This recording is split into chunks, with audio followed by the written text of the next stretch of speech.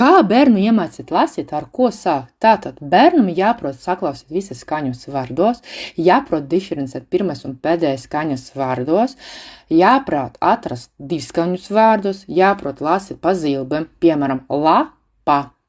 Lasa īsus tekstus, lasa prasmes regulātāti nosaka katru dienu veltīt lasa prasmi līdz 15 minūtēm.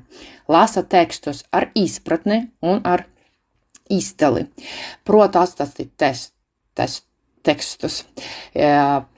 Prot atbildēt uz jautājumu pēc izlasīta, izpratne par izlasīto, ieinteresēta lasīšana. Lasa prasmi var kombinēt ar rakstīt prasmi un matemātiskajiem uzdevumiem, jo bērna uzmanība noturība ir tikai līdz 20 minūtēm.